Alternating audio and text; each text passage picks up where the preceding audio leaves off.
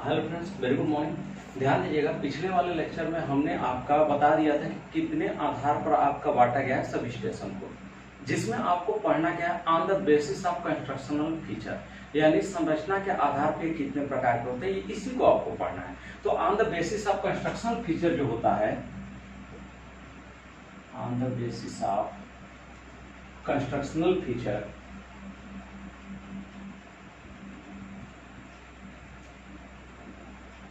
Constructional feature ये कितने प्रकार का होता है भाई? दो प्रकार का। पहला क्या होता है आपका indoor type sub station, indoor type sub station. दूसरा क्या होता है भाई? Outdoor type sub station. ये होता है आउटडोर टाइप सब स्टेशन। दो प्रकार का होता था। कौन कौन सा? तो पहला होता था पोल माउंटेड, पोल माउंटेन सब स्टेशन। दूसरा क्या होता था भाई? दूसरा होता था प्लिथ माउंटेन, प्लिथ माउंटेन। यानी हमारा जो सबसे पहला होता था indoor type sub station. Indoor type sub station का यूज हमने बताया आपको कि 11/0.4 में भी हम किसका यूज करते हैं? इंडोर टाइप सब स्टेशन का यूज करते हैं। या फिर जहां पर वातावरण प्रदूषित क्षेत्र हो वहां पर भी हम किसका प्रयोग करते हैं? इंडोर टाइप सब स्टेशन का प्रयोग करते हैं। जैसे 33 केवी के लिए, 66 केवी के लिए, 132 केवी के लिए, इनके लिए वातावरण जहां पर प्रदूषित होता है वहां पर हम इंडोर टाइप सब स्टेशन का यूज करते हैं। उसके बाद होता है हमारा outdoor type sub station. Outdoor type sub station में क्या होता है हमारा? तो आउटडोर टाइप जो सब स्टेशन होता है उसमें सबसे पहला होता है पोल माउंटेड, यानी खंभे पर स्थापित सब स्टेशन। खंभे पर स्थापित सब स्टेशन आपका कौन से होते हैं? एक होता है आपका सिंगल पोल पर, सिंगल पोल पर। दूसरा होता है डबल पोल पर, और तीसरा होता है आपका फोर पोल पर। ये स्थापित सब स्टेशन होते हैं। सिंगल पोल पर कौन स्थापित होता है? जो ट्रांसफार्मर 16 केवीए से कम रेटिंग वाला होगा। 16 केवीए से कम रेटिंग का जो भी ट्रांसफार्मर होता है उसको कहां स्थापित किया जाता है? उसको आपका सिंगल पोल पे स्थापित करते हैं। उसके बाद जो आपका 25 केवीए का होता है, 16 से लेकर के 100 केवीए तक का जो ट्रांसफार्मर होता है उसको कहां स्थापित करते हैं? 16 केवीए से 100 केवीए तक का जो ट्रांसफार्मर होता है उसको हम डबल पोल पे स्थापित करते हैं।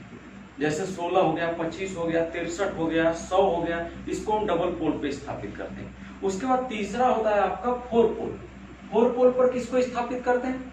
तो 100 से 300 केवीए तक, 100 से 300 केवीए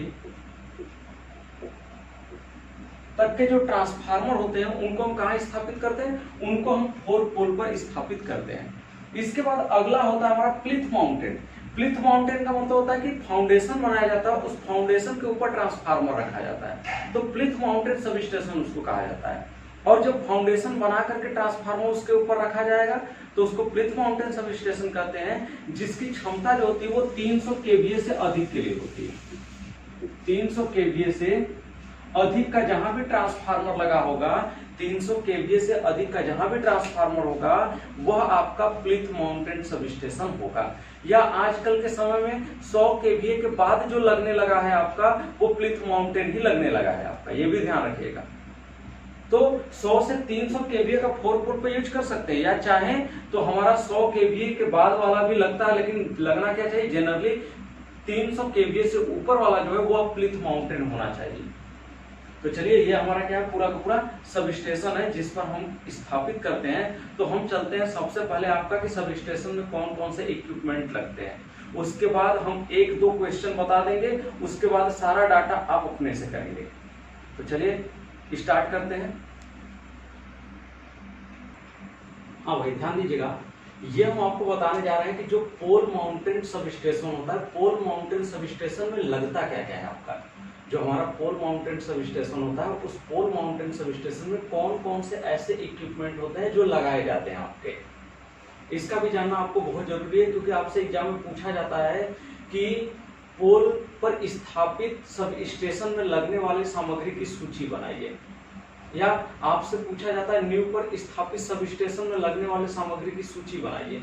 इसमें आपका क्वेश्चन क्या पूछा जाता है? क्वेश्चन ध्यान दीजिएगा, पहला टाइप का क्वेश्चन होता है, आपसे पूछ दिया जाएगा कि जो सब स्टेशन होते हैं वो सब स्टेशन क्या होता है और कितने प्रकार के सब स्टेशन होते हैं, ये पहला चीज पूछा जाता है। दूसरा पूछा जाता है आपसे कि पोल पर स्थापित सामग्री की सूची बनाइए, या पूछ दिया जाता है पोल पर स्थापित सब स्टेशन का फिगर बनाइए, ये पूछा जाता है आपसे।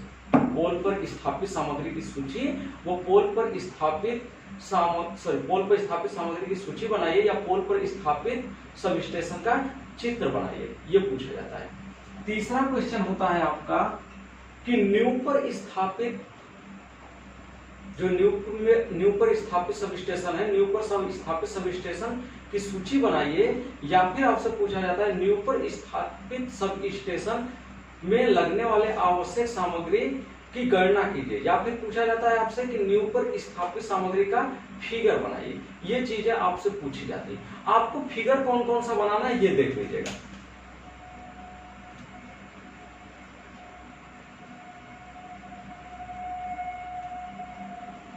आप ये वाला फिगर बनाएंगे, ये वाला फिगर क्या करिएगा आप लोग बनाइएगा अपनी कॉपी में। ये न्यू पर स्थापित सब स्टेशन का फिगर है। जो न्यू पर स्थापित सब स्टेशन होता है उसका क्या है, ये मल्टी लाइन डायग्राम है आपका। ये क्या है, पोल पर स्थापित जो सब स्टेशन है उसका सिंगल लाइन डायग्राम है।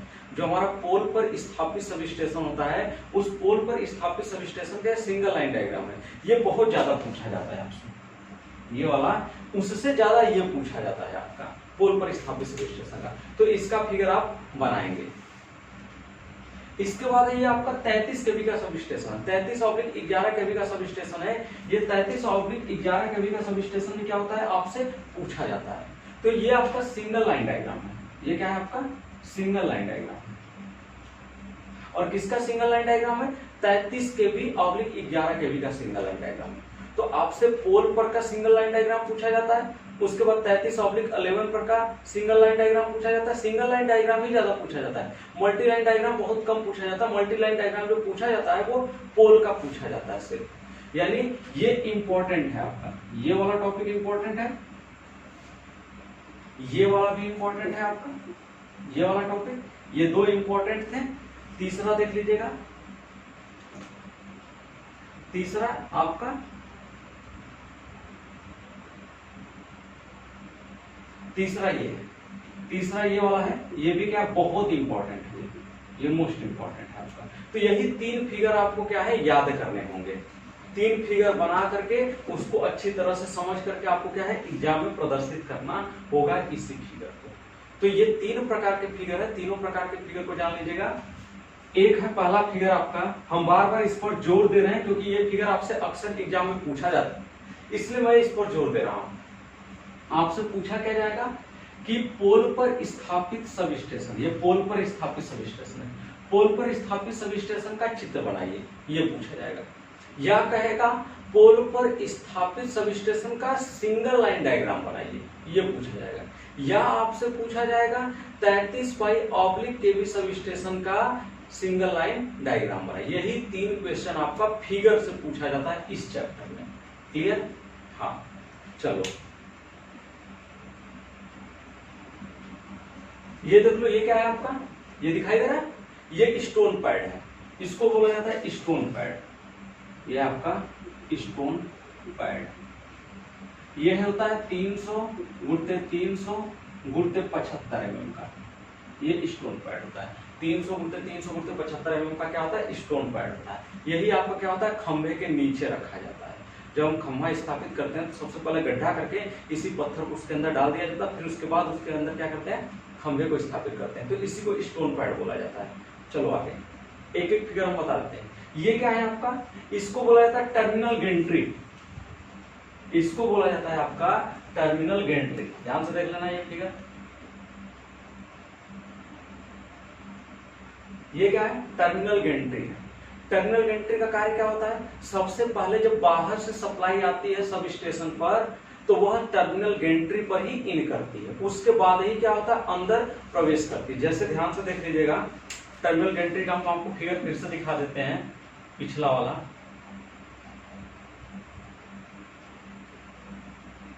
देखो जब आपका बाहर से सप्लाई आ रही है, जब बाहर से इनकमिंग हो रही है, एसटी इनकमिंग लिखा है, बाहर से सप्लाई इनकमिंग हो रही है, ST incoming, high tension incoming supply, तो वो सबसे पहले कहां है, टर्मिनल गेंट्री पर आ रही है। टर्मिनल गेंट्री से कहां जा रहा है आपका, ये टर्मिनल पोस्ट है, टर्मिनल पोस्ट पर जा रही है, ये हमारा टर्मिनल गेंट्री है। टर्मिनल गेंट्री के बाद इसको टर्मिनल गेंट्री यहां पर भी लिखा है, लेकिन इसको टर्मिनल गेंट्री नहीं बोलते, ये हमारा टर्मिनल पोस्ट होता है। टर्मिनल पोस्ट इसलिए स्थापित किया जाता है ताकि हमारा जो लाइन का संतुलन है, जैसे यहां से वायर अगर डायरेक्ट हम यहां लाएंगे, सर्किट ब्रेकर पर लाएंगे, तो क्या होगा, वायर तनाव की स्थिति में आएगा। तो तनाव की स्थिति में कंडक्टर ना आए, उससे बचने के लिए हम सबसे पहले उसको कहां देते हैं, टर्मिनल पोस्ट पर देते हैं। तो इसको टर्मिनल पोस्ट बोला जाता है। यहाँ हालांकि टर्मिनल गेंट्री लिखा है, यहाँ से इस फिगर को इस तरह से दिखा दिया कि ये भी हमारा टर्मिनल गेंट्री है, लेकिन वो टर्मिनल गेंट्री नहीं है, बेसिकली इसको बोला जाता है टर्मिनल पोस्ट। टर्मिनल पोस्ट याद रखिएगा इस चीज को, ये होता है हमारा टर्मिनल पोस्ट, ये होता है हमारा। इसके बाद सर्किट ब्रेकर, सर्किट ब्रेकर के बाद क्या होता है आपका, आइसोलेटर होता है, जहां से क्या होता है कि आपका सप्लाई को अलग किया जाता है। आइसोलेटर का भी अभी हम फिगर दिखा देते हैं आपको। उसके बाद हमारा बस बार गेंट्री, बस बार गेंट्री में दो तरफ इस तरह से साइड साइड पोल होते हैं, उनके बीच में आपका कंडक्टर गए होते हैं। चलिए वो भी फिगर देख लीजिएगा, ये देखिएगा, ये बस बार का फिगर है, ध्यान से देखेंगे तो आपको बस बार दिखाई देगा। ये क्या है, एक साइड में यहां से इस तरह हमारा क्या है, इंसुलेटर लगा है, ये इंसुलेटर लगा है, यहां से ये क्या है, इंसुलेटर लगा है, यहां से क्या है, इंसुलेटर लगा है। इससे आपका कंडक्टर यहां गया हुआ है इस तरह, इससे ये कंडक्टर सीधा गया हुआ है, इससे ये कंडक्टर सीधा गया हुआ है, गया है। अब यहीं से ध्यान से देखेंगे तो सप्लाई नीचे की ओर निकाल ली गई है, यहीं से सप्लाई नीचे की ओर निकाली गई है, निकाली गई है। फिर इसी तरह से आगे भी यहाँ सप्लाई नीचे की ओर निकाली गई है, आगे यहाँ सप्लाई नीचे की ओर निकाली गई है, इस तरह से। तो ये हमारा क्या होता है, बस बार इसको बोला जाता है। जब आपका एक ही कंडक्टर की सप्लाई से एक से अधिक स्थानों के लिए हमको सप्लाई निकालने की आवश्यकता होती है, तो वहां हम बस बार का यूज करते हैं। तो ये हमारा बस बार होता है। तो ये हमारा क्या होगा, कंडक्टर हो गया, ये भी कंडक्टर, ये भी कंडक्टर है। अब इस कंडक्टर पे क्या है, यहां से 3 बार निकालिए, ये एक ट्रांसफार्मर को सप्लाई के लिए चला जाएगा, फिर यहां से 3 कंडक्टर निकालेंगे, ये दूसरे ट्रांसफार्मर के लिए जाएगा। ये पहला ट्रांसफार्मर है, ये दूसरा ट्रांसफार्मर है ना। तो दोनों ट्रांसफार्मर के लिए क्या होगा, आपका इसी कंडक्टर से सप्लाई निकाला जाएगा, तो इसको बोला जाता है बस बार आपका। हालांकि आप हमसे ज्यादा जानते होंगे, क्योंकि आप सभी लोग क्या है, 1 महीने की ट्रेनिंग भी किया है।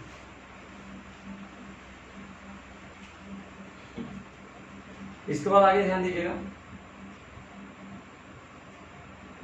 ये हमारा ध्यान दीजिएगा, ये क्या है आपका, ये आइसोलेटर है, ये आपका आइसोलेटर है इस तरह से, ये आइसोलेटर है इस तरह से, ये आइसोलेटर है। ये क्या होगा, जब आपका प्लंजर को खोला जाएगा तो प्लंजर को खोलने पे क्या होगा, ये दोनों बाहर इस तरह से हट जाएंगे, फिर दोनों क्या होंगे, बाहर के लग जाएंगे, फिर इस तरह से खोलते और बंद होते हैं। सप्लाई का स्विच जैसे ऑन ऑफ होता है ना, तो यहाँ बड़ी बड़ी सर्किटों में आपका स्विच का यूज नहीं करते, बल्कि किसका यूज करते हैं, आइसोलेटर का यूज करते हैं, क्योंकि स्विच वर्क ही नहीं करेगा आपका।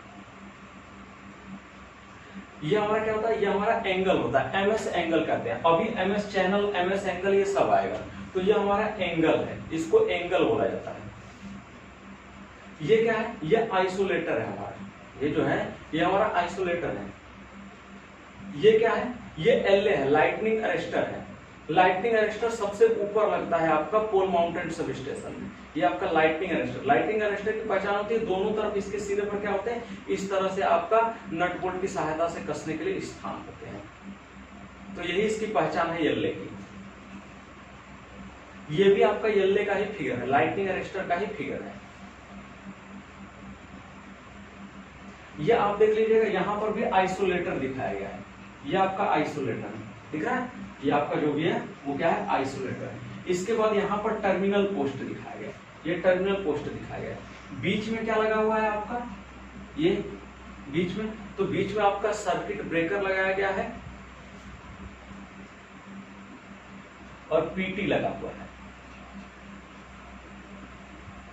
ये देखिएगा, ये भी क्या है भाई,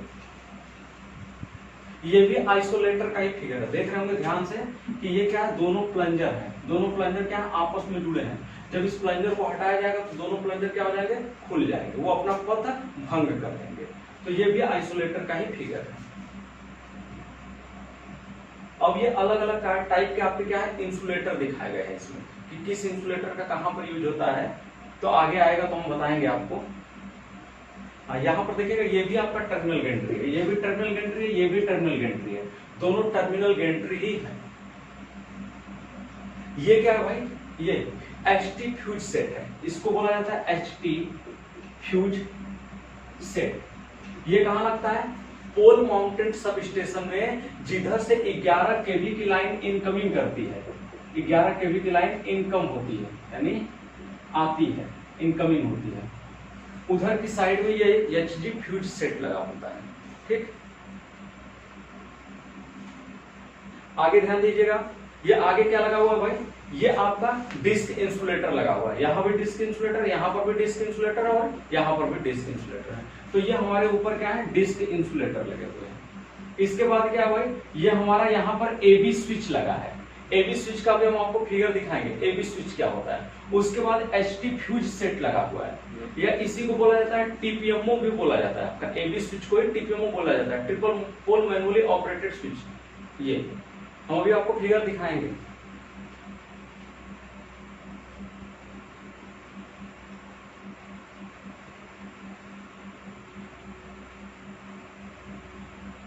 देखिए ये है आपका एबी स्विच, या इसी को टीपीएमओ बोला जाता है, triple pole manually operated switch, यही होता है टीपीएमओ, इसी को बोला जाता है आपका टीपीएमओ बोला जाता है।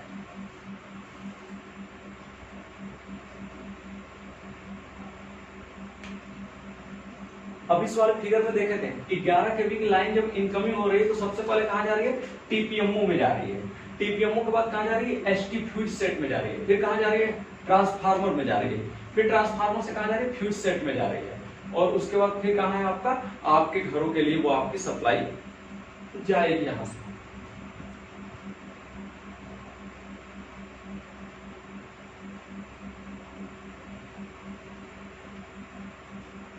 चलिए अब हम बात करते हैं कि पोल माउंटेड सब स्टेशन में किसका किसका यूज किया जाता है।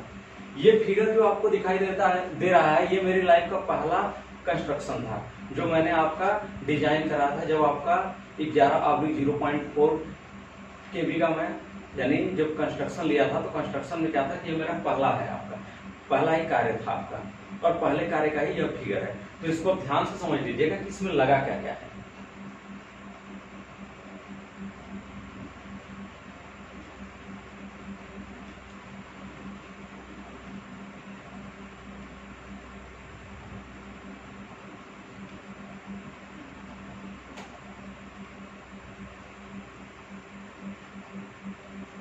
ये ध्यान से ऊपर देखेंगे तो इसको बोला जाता है, ये जो सबसे ऊपर लगा हुआ है, ये सबसे ऊपर लगा हुआ है, एक इस साइड में लगा है पोल के, और दूसरा इस साइड में लगा है पोल के, लगा है, दो चैनल लगे हुए, इसको बोला जाता है टॉप चैनल, इसको बोलते हैं आपका टॉप चैनल।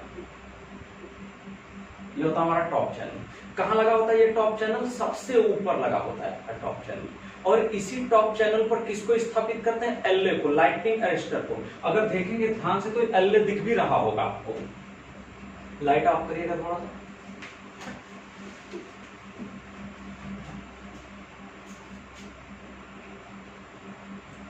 अब ध्यान से देखिए, आपको इसमें ये एलए दिखाई दे रहा होगा, यहाँ पर यह एलए लगा है, यहाँ पर एलए लगा है लाइटनिंग अरेस्टर, और यहाँ पर लाइटनिंग अरेस्टर लगा है। ये तीन क्या लगे हैं, लाइटनिंग अरेस्टर लगे हैं, यानी एलए जो लगा है वो कितना लगा है आपका, 3 लगा है।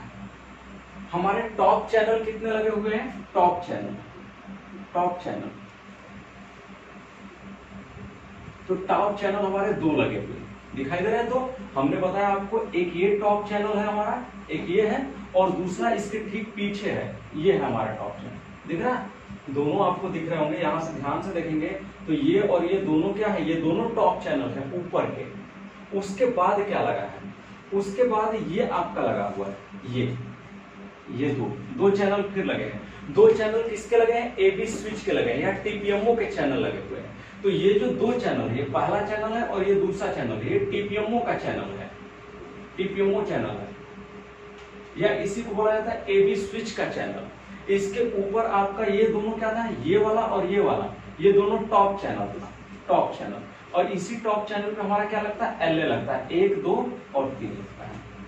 अब ये क्या हो गया आपका टीपीएमओ का चैनल हो गया। टीपीएमओ का चैनल कितना हो गया, एक और दो टीपीएमओ का चैनल हो गया। इस दो पर टीपीएमओ क्या लगा है, एक पूरा सेट ही लगा हुआ है जिसमें आपका आर वाई बी की सप्लाई आएगी, आर की सप्लाई, वाई की सप्लाई, बी की सप्लाई। हम आपको टीपीएमओ का फिगर दिखा दिए हैं, नहीं देखे होंगे तो फिर से पीछे करके बैक करके आप टीपीएमओ का फिगर देख लीजिएगा। हम आपको सामग्री बता देंगे कौन कौन सी सामग्री आपकी लगती है, कितनी मात्रा लगती है। आप इस सामग्री का कास्ट अपनी नई वाली बुक से दाम देख करके जो भी सवाल लगाएंगे उस सवाल में लिखिएगा। क्लियर? चलिए आगे बताते हैं आपको, आगे क्या लगा हुआ है इसमें। आगे लगा हुआ है ये आपका HT फ्यूज सेट लगा हुआ है। ये क्या लगा है आपका, ये है HT फ्यूज सेट। ये आपका एक ही HT फ्यूज सेट ये है, एक ये है, दो हो गया, और ये तीसरा HT फ्यूज सेट लगा है। हमने आपको HT फ्यूज सेट का भी फिगर दिखाया था। तो ये पहला HT फ्यूज सेट है, ये दूसरा है, और ये तीसरा HT फ्यूज सेट है। HT फ्यूज सेट का ये क्या है, चैनल। ये पहला चैनल है, ये दूसरा चैनल है। दो चैनल किसके लगे हैं, HT फ्यूज सेट की भी लगे हैं। तो HT फ्यूज सेट का भी क्या लगा है, इसका भी दो चैनल लगा है।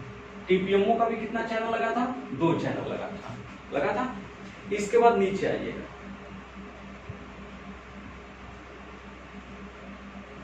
ये आपका क्या है, ट्रांसफार्मर बेस चैनल है।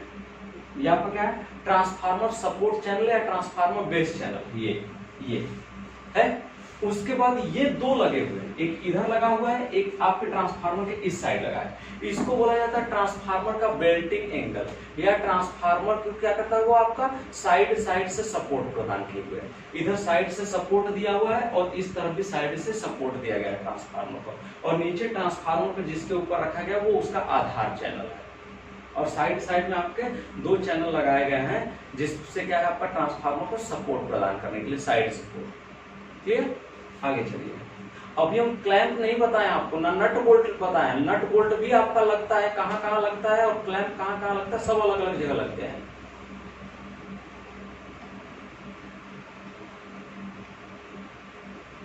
इसके बाद देखिए ये आपका क्या है,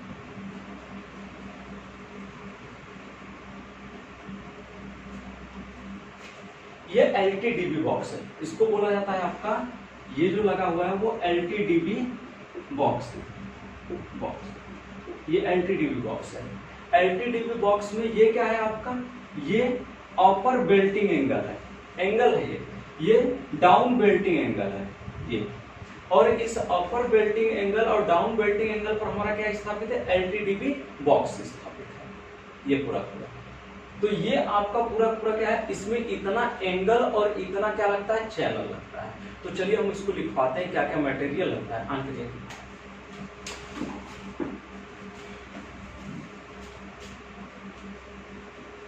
देखो,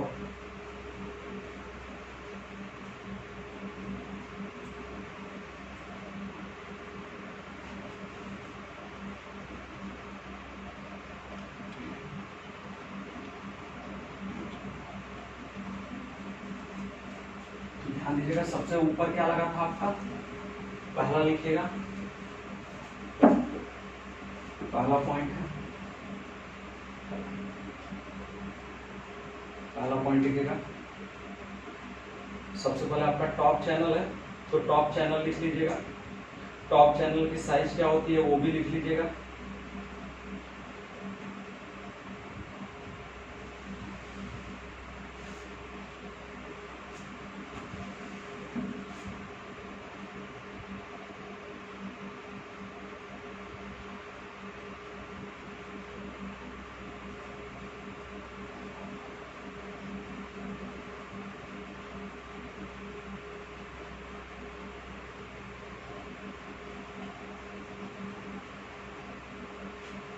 हाँ भाई, 100 गुणते 50 का ये आता है क्या, टॉप चैनल। ये 100 गुणते 50 का होता है क्या, आपका टॉप चैनल। ये टॉप चैनल कितना लग रहा है भाई, तो यह आपका 2 नंबर लग रहा है। तो यहाँ क्या हो जाएगा, 2। यूनिट में क्या लिखेंगे, नोज, और यहाँ क्या लिखेंगे, क्वांटिटी, 2 क्वांटिटी लगेगी। ये हो गया। इसके बाद क्या लग रहा है भाई, ये हमारा चैनल तो हो गया, एक हमारा हो गया चैनल। ये जो चैनल होता है वो 2800 mm लॉन्ग होता है। कितना लॉन्ग होता है भाई, ये 2800 mm लॉन्ग होता है। क्लियर। दूसरा क्या लगा रहा है भाई, एलए लगा रहे हैं। एलए कितना लगा रहा है, 3 लगा रहे हैं। तो दूसरा है एलए, लाइटनिंग अरेस्टर। कितना सेट लगा रहा है, नोज 3 लगा रहे हैं एलए। क्लियर। टॉप चैनल जो है, टॉप चैनल को स्थापित करने के लिए क्या लगेगा भाई, जो हमारा टॉप चैनल है, इस टॉप चैनल को स्थापित करने के लिए कोई क्लैंप लगेगा हमारा।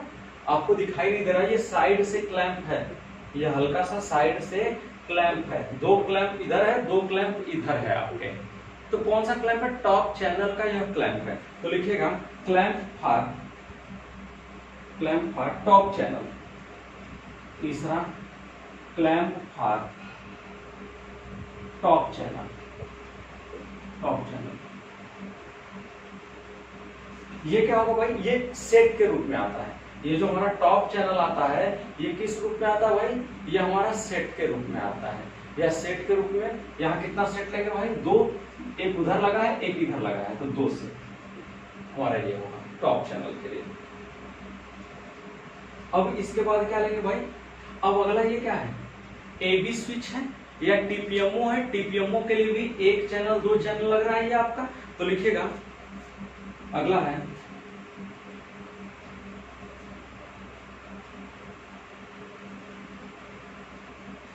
चौथा 75/40 AB switch channel. AB switch channel कितना लेंगे भाई, हमने कहा 2 है, एक यहाँ एक यहाँ, तो कितना लेंगे, 2 चैनल लेंगे।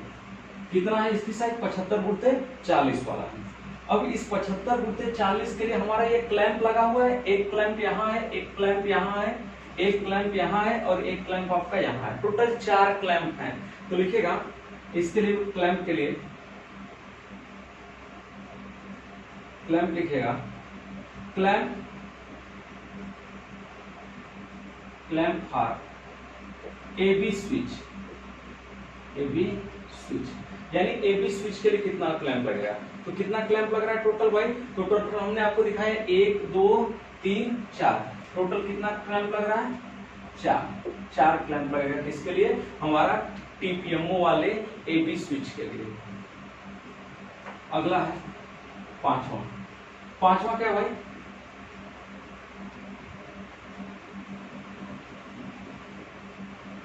पांचवा हमारा ये है एचटी फ्यूज सेट है।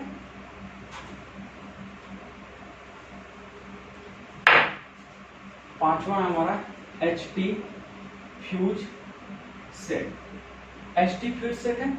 एचटी फ्यूज सेट पे ये हमारा कितना चैनल लगा है, एक इस साइड लगा है और एक उस साइड लगा है, तो 2 चैनल लगा है किसके लिए, एचटी फ्यूज सेट के लिए। तो लिखिएगा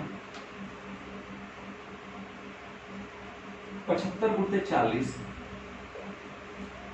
छठवां है 75/40 HD fuse support channel. HD fuse support channel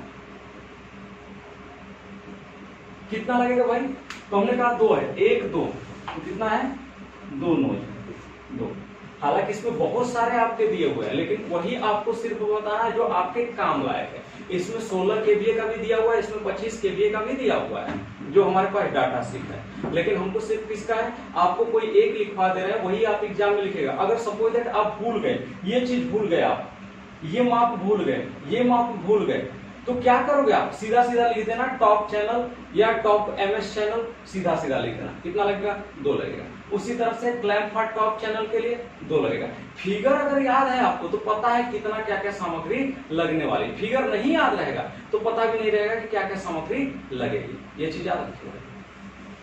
तो ये हो जाएगा हमारा सपोर्ट चैनल। तो सपोर्ट चैनल कितना लग गया, एक ये हो गया, एक ये हो गया, 2 लगा दिए सपोर्ट चैनल।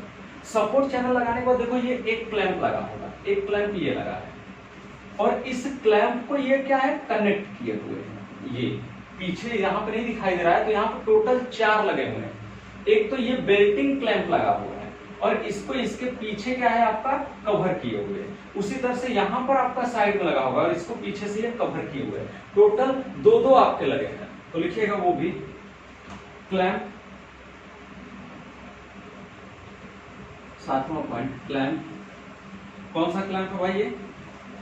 तो ये है आपका क्लैंप, फ्लैट क्लैंप है। फ्लैट कितना साइज होता है इसका? 50x8 होता है, 50x8। और यह जो लगा होता है आपको किसके लिए होता है? इसको बोला जाता है डमी क्लैंप। इसको बोला जाता है आपका डमी क्लैंप, डमी क्लैंप। और ये किसके लिए? एचडी फ्यूज के लिए। और एचडी फ्यूज कितना लग रहा है भाई? तो ये लग रहा है आपका टोटल 4 लग रहा है हमारा क्या? एचडी फ्यूज के लिए। ठीक, आगे चलिएगा। अगला है 7वां के बाद 8वां। 8वां देखिएगा क्या है? ये हमारा ट्रांसफार्मर है, ये हमारा ट्रांसफार्मर है। ट्रांसफार्मर पे ये क्या हमारा? ये एंगल है, एक दो एंगल इधर है। हमारा ट्रांसफार्मर में ये 2 सपोर्ट है। ठीक, तो हम लिखेंगे अगला है हमारा transformer support channel. Transformer support channel. Transformer support channel कितना लगेगा भाई? तो ये लगेगा 2। क्यों? क्योंकि 1 2 लगा हुआ है। फिर ट्रांसफार्मर बेल्टिंग है, बेल्टिंग एंगल है। बेल्टिंग एंगल भी कितना लगा हुआ है आपका? तो ये भी क्या है? 2 है। अब बेल्टिंग एंगल पर एक आपका ये लगा हुआ है, इसके पीछे आपका इसको कवर करने के लिए लगा हुआ है, हल्का सा दिखाई दे रहा होगा, जो यहाँ साफ साफ दिखाई दे रहा होगा। दिख रहा है ना? ये आपका बाहर है और ये बाहर वाला यहाँ पर दिखाई दे रहा है, और इसके पीछे जो है वो इसके पीछे यहाँ पर आपको दिखाई दे रहा है। तो टोटल क्लैंप कितने हो गए? एक फ्लैट क्लैंप है आपका, और दूसरा क्या है आपका? एंगल है। एक आपका ये एंगल है, ये आपका एंगल इसको बोला जाता है। जब भी आपका इस तरह की आकृति होती है, इस तरह की आकृति आपको दिखाई दे,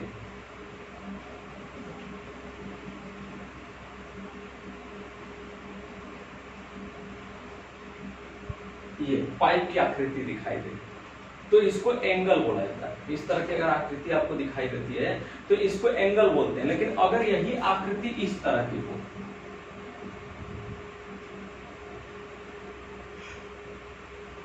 यही आकृति आपका कुछ इस तरह की हो, ये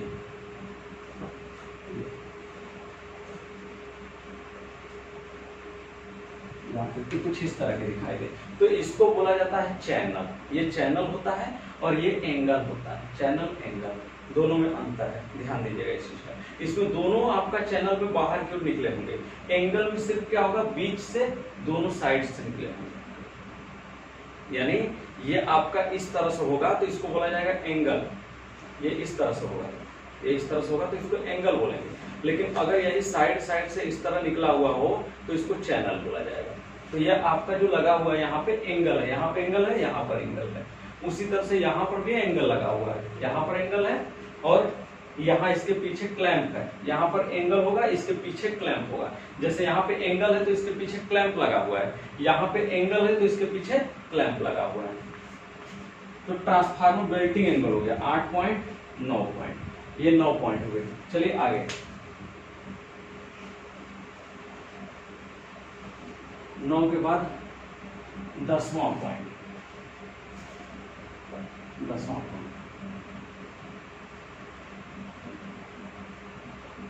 हम सब तो एंगल और क्लैंप ले लिए हैं, सॉरी एंगल और सपोर्ट ले लिए हैं। अब बच क्या गया? ये वाला एंगल बचा है और इसके पीछे जो है क्लैंप वो बचा है। तो अब हम ले लेते हैं अगला transformer base channel. Transformer base channel का क्या है? ट्रांसफार्मर सपोर्ट एंगल है।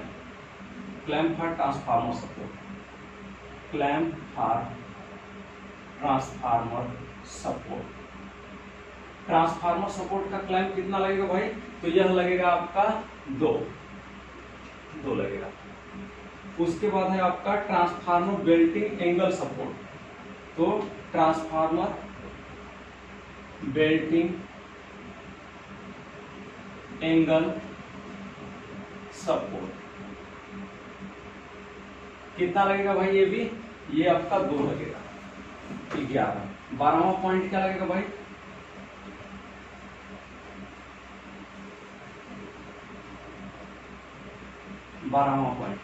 ट्रांसफार्मर बेल्टिंग एंगल सपोर्ट लग गया। अभी क्लैंप बच गया, ये बस एंगल लग रहा है, साइड के जो एंगल है वो साइड के एंगल लग रहा है। अभी ये पीछे का जो क्लैंप आपको दिखाई दे रहा है ना, ये पीछे का क्लैंप नहीं लगा है, तो हम एक ही बार ले लेते हैं क्लैंप फॉर सपोर्ट चैनल,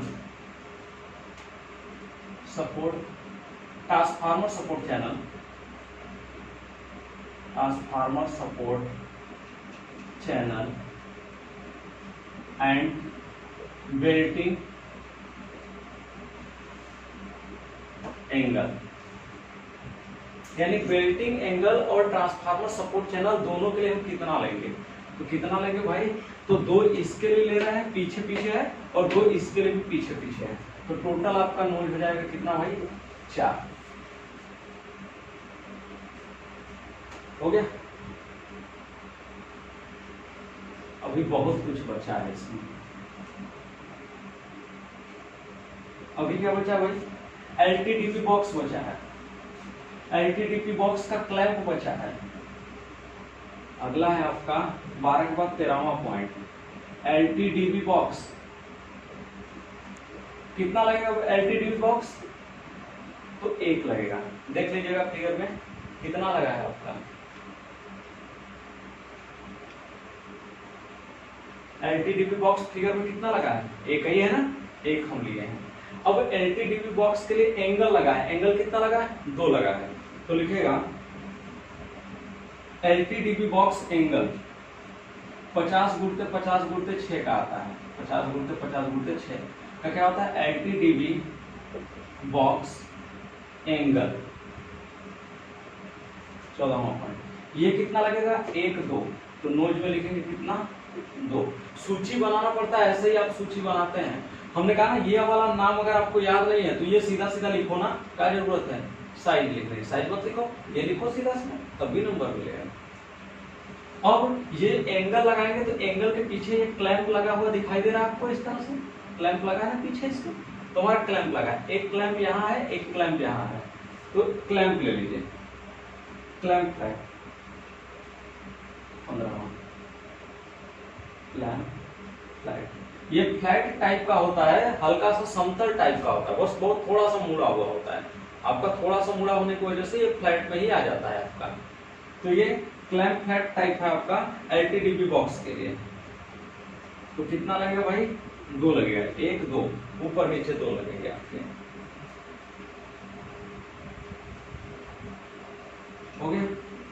अब देखो एक चीज ध्यान देना, ऑपरेटिंग पाइप अभी कहाँ है?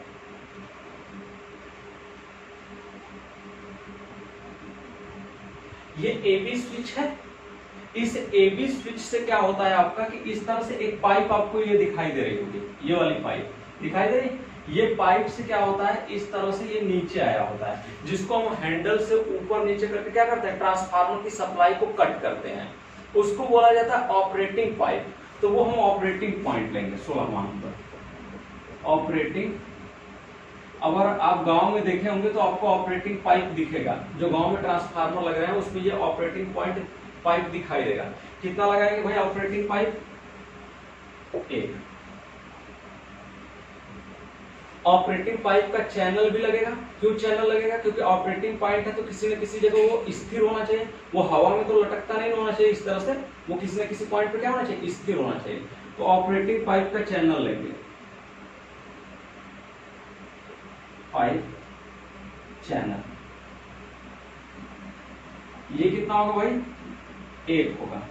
ऑपरेटिंग पाइप क्लैंप लेंगे 17 के बाद 18वां number, operating pipe, operating pipe clamp लेंगे। कितना नंबर लेंगे भाई? 1 लेंगे, 1 नंबर, क्योंकि एक ही साइड में रहता है वो आपका, इसलिए क्लैंप भी आपका एक ही होगा। तो ये 18 पॉइंट हुए। अभी आपके और क्या क्या बचे हैं? नट बोल्ट अभी बचा ही है, नट बोल्ट लिख लो 19वां पॉइंट, नट बोल्ट। इसको लिख लो भैया आप एलएस, लिस्ट काउंट, आवश्यकता अनुसार, आवश्यकता अनुसार लिख लो, क्योंकि आपका अलग अलग जगह अगर लगाने लगे ना तो सब अलग अलग माप का आता है। हमारे पास पूरा माप है, कहाँ कहाँ किसका यूज किया जाता है ये भी मौजूद है, तो वो आपको जरूरत नहीं है यहाँ पर, तो इसलिए उसको नहीं लिखेंगे, सीधा सीधा आप लिख लीजिए एलएस यानी आवश्यकता अनुसार। ये हो गया, मिटा दें इसको।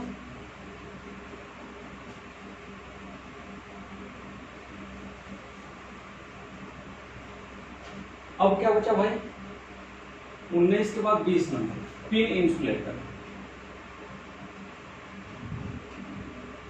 कितना पिन इंसुलेटर लगे, इसके ऊपर लगेगा, ये जो छेद दिखाई दे रहा है इस यहाँ पर क्या लगेगा आपका 3 पिन इंसुलेटर लगेगा, एक यहाँ छेद यहाँ पर भी है और एक इस तरह किनारे पर होगा, तो 3 पिन इंसुलेटर लेंगे, 3। डिस्क के इंसुलेटर कितना लेंगे, 21वां डिस्क के इंसुलेटर, तो ये भी क्या लेंगे 3 लेंगे, 3 लेंगे। कहीं पिन की आवश्यकता होती है, कहीं डिस्क की आवश्यकता होती है। इसके बाद क्या लेंगे भाई, इसके बाद एंटी क्लाइंबिंग डिवाइस लेंगे। अब सब छोटे मोटे दाम है। 22वां लेंगे एंटी क्लाइंबिंग डिवाइस। हम आपको इतना बता दे रहे हैं, 2-4 तो भुला भी गए तो कोई दिक्कत नहीं है, आप लोग 2-4 भूल भी जाएंगे तो कोई दिक्कत नहीं। एंटी क्लाइंबिंग डिवाइस यानी विद्युत चढ़ रोधक, यानी जो आपका चढ़ने ना पाए, चढ़ने से रोकने वाली युक्ति। कितना लगेगा आपका, तो ये लगेगा 1। अगला देखिए,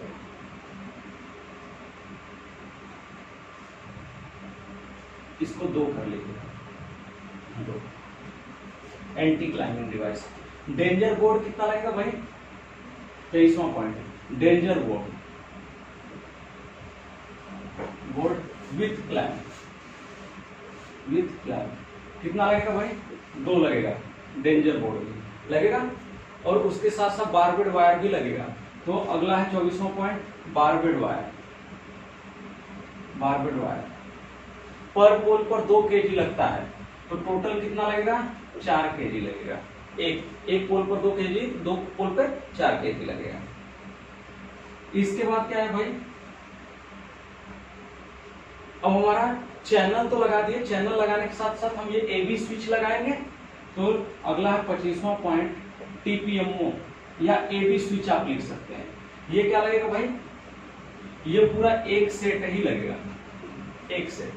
अब इसके बाद एचडी फ्यूज सेट लगा है, तो हमारा क्या हो जाएगा, एचडी फ्यूज सेट। ये भी क्या लगेगा भाई,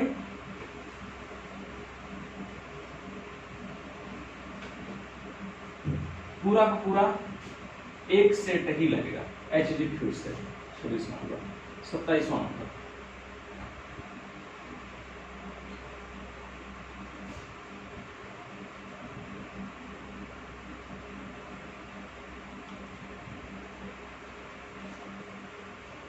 सत्ताईस नंबर है आपका एलटीडीबी बॉक्स तो लगा दिए थे। अब क्या बच गया आपका, अब बच गया आपका क्या कहते हैं, जीआई वायर बच गया, जीआई वायर। भाई इसकी अर्थिंग तो करेंगे ना, तो जीआई वायर लेंगे। जीआई वायर हम लेंगे 8 HWG का, 8 HWG का। ये टोटल लिया जाएगा 4 kg, 4 kg। जीआई वायर के बाद आप अर्थिंग लेंगे, 28 नंबर, अर्थिंग। अर्थिंग कितना लेंगे भाई, और अर्थिंग में कौन सी अर्थिंग लेंगे, स्पाइक अर्थिंग लेंगे, रॉड वाली earthing, spike earthing, spike earthing. ये स्पाइक अर्थिंग होगा आपका टोटल 1 जो रॉड वाली अर्थिंग आती है उसकी बात कर रहा है। उसके बाद है 29 number, chemical earthing. Chemical earthing, जो केमिकल पाइप वाली अर्थिंग आती है, वो कितना लेंगे, तो वो लेंगे 2 लेंगे, 2 हम केमिकल पाइप की अर्थिंग होगी। और क्या लगाएंगे भाई, अभी स्टोन पैड बचा है, तो 29 के बाद 30 नंबर, 30वां क्या लेंगे, stone pad. Stone pad size जानते हैं 300 गुणित 300 गुणित 75, कितना लेंगे, 2 पोल है तो 2 लेंगे, नोच कितना हो जाएगा 2। हाँ भाई, अभी लग लेंगे हम, क्या करेंगे, लग 31 नंबर लग कितना लेंगे, तो 4 लेंगे, 4। लग कहाँ लगेगा भाई, ये ट्रांसफार्मर पर लग लगेगा, यहाँ यहाँ यहाँ और यहाँ लगेगा लग। और इसके बाद क्या लेंगे, बीजल कंडक्टर लेंगे,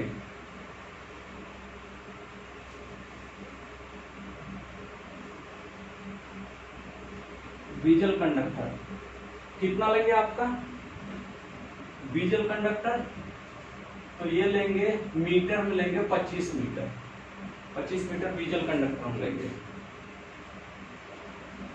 हमारा 32 नंबर का। 33 नंबर क्या होगा भाई, स्टेज सेट लेंगे, स्टेज सेट कितना लेंगे, 2 पोल है तो 2 हम स्टेज सेट लेंगे, 2।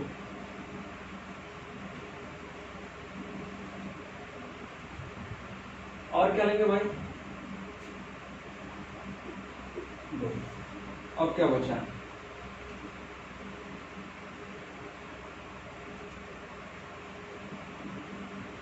हाँ भाई पीजी क्लैंप लेंगे, आप पीजी क्लैंप ले सकते हैं। और क्या ले सकते हैं इसमें, फ्यूज सेट करा दिए ना, हाँ करा दिए। हाँ भाई डीटीसी लेंगे, डीटीसी 34 नंबर पॉइंट। डीटीसी का मतलब होता है आपका, ये ट्रांसफार्मर की बात की जाती है, डीटीसी ट्रांसफार्मर के लिए यूज होता है। अब 25 केवीए का होगा तो लिखेंगे डीटीसी 25 केवीए, 16 केवीए का होगा तो लिखेंगे डीटीसी 16 केवीए, 100 केवीए का होगा तो लिखेंगे डीटीसी 100 केवीए। कितना ट्रांसफार्मर है, 1, तो 1 नोच हो गया। अब इसके बाद क्या है, एलपीई केबल, एलपीई केबल 35 नंबर। एलपीई केबल क्या होता है, ये ट्रांसफार्मर से जो जा करके एलटीडीबी बॉक्स में केबल जुड़ता है, उसको बोला जाता है एलपीई केबल। ये 8 मीटर लंबा लिया जाता है, तो मीटर 8। तो ये हमने आपको बता दिया पूरा का पूरा सामग्री का लिस्ट की जो हमारा पोल माउंटेन सब स्टेशन होता है, उस पोल माउंटेन सब स्टेशन में कितना क्या क्या लगता है। 2-4 ठो भूल भी गए, कोई समस्या नहीं है। हाँ आप ले सकते हो 36 नंबर पॉइंट भी, 36 नंबर पॉइंट क्या ले सकते हो आपका, कंक्रीटिंग, कंक्रीटिंग ले सकते हो। ये सीमेंट कंक्रीट, सीमेंट कंक्रीट कितना ले सकते हो भाई, तो 2 पोल का है, तो 2 पोल के लिए सीमेंट कंक्रीट ले सकते हो।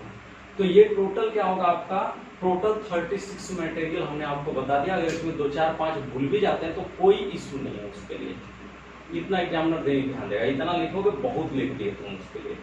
तो अगर आपको ये फिगर याद है ना, तो फिगर याद होने पे आप ऑटोमेटिक क्या करोगे, इसको बता सकते हो इसकी सूची में कि इसकी सूची में क्या क्या लगेगा। हम आपको बता ही दें क्या क्या है। सबसे ऊपर टॉप चैनल लगता है, फिर एबी स्विच का 2 चैनल लगता है, सबके लिए 2-2 लगता है। टॉप चैनल भी 2 लगेगा, एबी स्विच का भी चैनल 2 लगेगा, एसजी फ्यूज सेट का भी चैनल 2 लगेगा। उसके बाद आपका ट्रांसफार्मर के सपोर्ट के लिए भी 2 चैनल, फिर उसके बाद बेल्टिंग एंगल के लिए भी 2 चैनल, एलटीडीबी बॉक्स के लिए भी 2 चैनल, सब 2-2 है। तो क्या दिक्कत है, और 2 है तो उनके लिए 4 क्या है, क्लैंप। सिंपल सी बात, इसको लिख डालो ऊपर से लेकर नीचे, सबका नाम बस याद रखो। तो ये पूरा पूरा हो गया पोल माउंटेन सब स्टेशन। अब हम जब सवाल बताएंगे तो सवाल बताने के बाद आप क्या करेंगे, उस सवाल में ये सामग्री की सूची लिखेंगे और उसके आगे अपने बुक से देख करके आप कॉस्ट लिखेंगे कि कौन कितने रुपए का मिलता है। तो आज के लिए इतना ही, मिलेंगे नेक्स्ट डे नेक्स्ट टॉपिक पर। धन्यवाद।